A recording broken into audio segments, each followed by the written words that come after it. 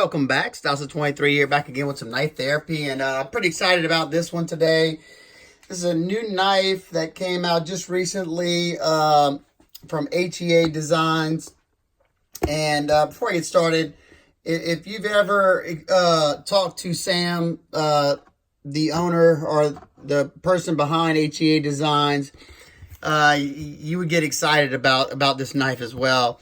Anything Sam produces, he puts 110% in. I got to meet him personally at Blade Show both years I went, and just a stand-up guy, really stands behind his product, and really gets enthusiastic about what he does, and it really shows. Like, just starting out on the presentation, you get this crush-proof box, and it has an outer sleeve that goes over it.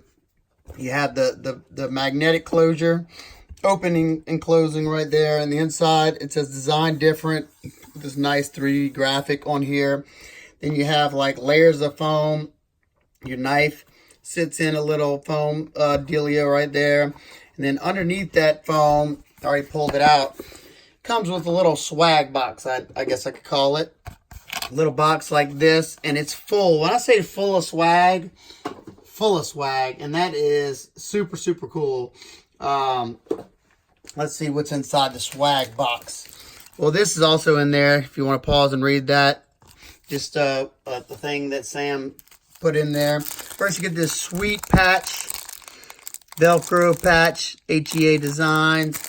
Get another, let's see, you get a sticker of that same patch. You get stickers galore.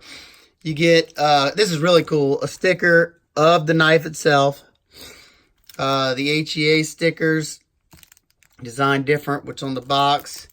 And then another little small, the Hunter. That's super cool. A lot of personalization of the knife, if you didn't already know, is the Hunter.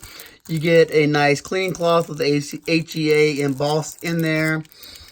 And let's see. Oh, I think I know. This is a little pouch, too. I just noticed that. Comes with a little cool felt carry pouch with the HEA logo in there. I mean, I've never seen anybody go above and beyond like Sam does. You can slip the knife in there. Whoop, there it is. Whoop. Put it in there. That's super cool. So here's the knife. This is the HEA Designs Hunter. And like I said, super excited about it because this falls in that sub 3-inch, perfect size, what I thoroughly enjoy. And before I get started as well, I want to show y'all something. This really touched my heart. For my birthday this year, my daughter asked me why I didn't have a YouTube play button yet. And I told her that I would probably never, ever in my lifetime see one of those YouTube play buttons because they're for really big milestones. And my sweet daughter said, here you go, Daddy. So this is my YouTube play button. Y'all let her know down in the comment section how awesome she is once again. So here you go. Here's the knife, the Hunter. It struck a lot of chords for me, and they nailed so many things on this knife. It's pitiful. And I'm very enthusiastic if it doesn't show. And this is, like I said, this is just my first impression. Just pulled that out of the box, but I'm going to tell you what I see off back. First, you got this really sweet looking clip point. And it looks more like a Persian sword, maybe. I don't know. There's some sort of sword, like a Chinese war sword or something. Very, very cool. And his designs, the lines tend to flow really well. And as you can see, it's like the bat ring or whatever. You got this clip right here, and then it does the same exact thing in the back of the knife. That's really neat. Then you look at this. You got a two-tone blade. There was several different options. This was a two-tone. You have like a blasted finish. I think it's a ceramic media blast finish on the primary grinds, and then a satin flats. I actually picked this up secondhand from my good buddy Sharp Dad. So there you go. So then you also look up here, and the blade is completely sterile on this side and on this side. Way to go, Sam. And you have dual fullers that go into that blade hole right there. You got a nice swedge right there that gives you a nice needle-like point for piercing. Feels decently thin. I don't know exactly what it is, but I had to cut up some boxes right away just to see how it cut, and it came extremely, extremely sharp. Whoever made these did an excellent job. If you look on his page, it just says that his knives are made overseas and put together in the United States. And we know we did 2 of his last 2 knives, so I'm not sure about this one. So let's go. Let's look at this. Did he hit they nail the sharpening choil? Oh yeah. Look at that. Perfection. You can see the plunge line going right here, right by my fingernail, and it's past it. Excellent job. You got some jimping right there. The jimping is pretty much aesthetics only. You don't get, it doesn't offer any grip, but that's okay with me, especially for this size knife. I'm not going to do any stabbing. I don't have to stab with any of my knives. Let's see. The blade hole, you can see there's a chamfer in there, so it's not sharp whatsoever. I just noticed this too on the backspace of the knife. You got this cool little design pattern. Very neat. Everything everything has some sort of purpose to him. Like the HEA, he was saying that no matter which way you turn it, it's still the HEA, I guess. Something like that. I'm probably butchering that, but it's on both sides. You got HEA right here. Flip it over here. You got HEA, and you got your Torx pivot right there. Very cool. And then you got this really, this is the first time I've ever seen this colored G10. It's called ice gray. At least that's what they call it on the site. And it's beautiful. You can see that grain in there. I love the milling done on the scales. Everything's contoured nicely. You got a nice contour right here to soften that. You got some 3D contouring. Not heavily, but you can see it does round over a little bit. Let's see. There goes the knife off camera. You got very, very nicely done titanium side. I like the 3 little cutouts right there. I'm sure that's part of his design flow. Love the pocket clip. You got that little dot just like right here. You get your lanyard hole if you so shall choose. Nice and slim. And even in the closed position, nice and slim this way. You don't have any flipper tab getting in your way, even though it's not something that bothers me. I know it does bother some people.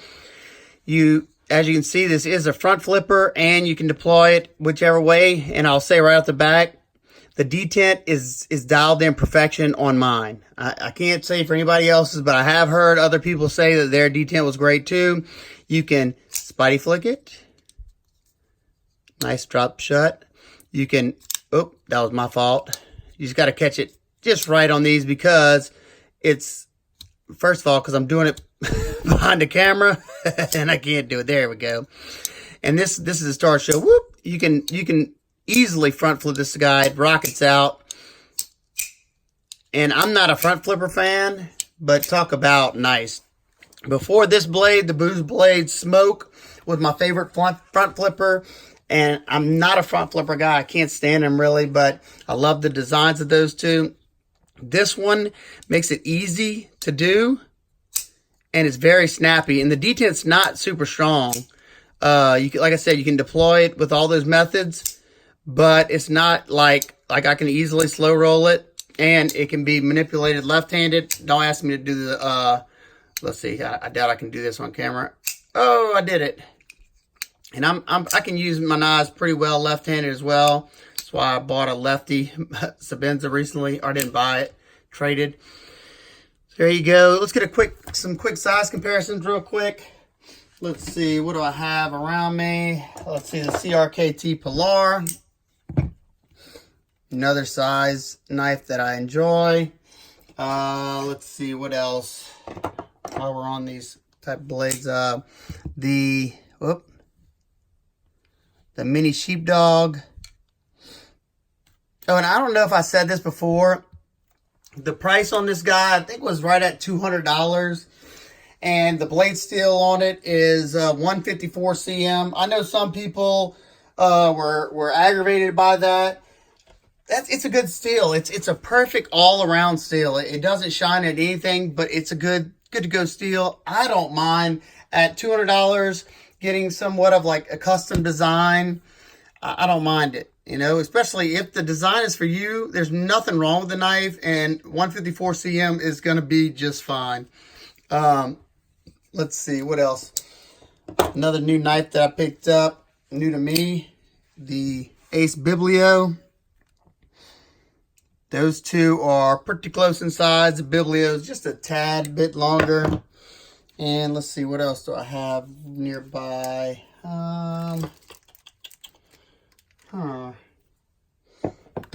Let's see. Got the steel wheel Modus, modified by yours truly. Modus is a good bit bigger, and my Lefty 21, small 21. And these two have about the same exact size handles and almost the same exact size length. And I love the 21 feel and hand. So there you go. Real quick, we'll get a weight on this guy, and then I'll wrap it up. Let's see. No, what is it on grams?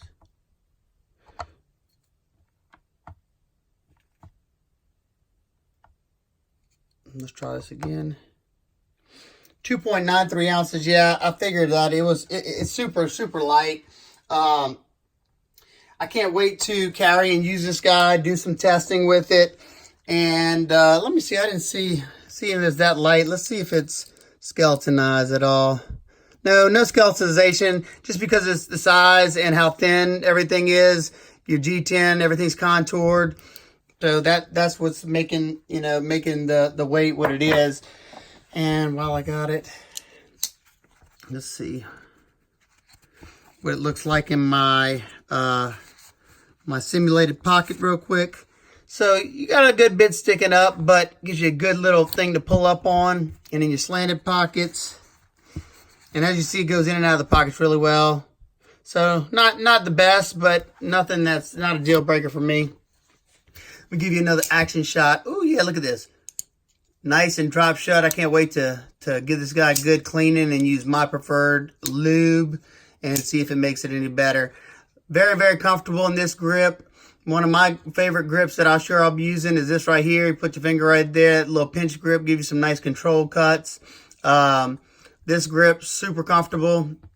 This grip, super comfortable. And I don't know why you'd use this one, but you put your little thumb right there. It's okay. I would never do that, but there you go. So if you have any questions, comments, concerns, please leave them down below. Make sure if you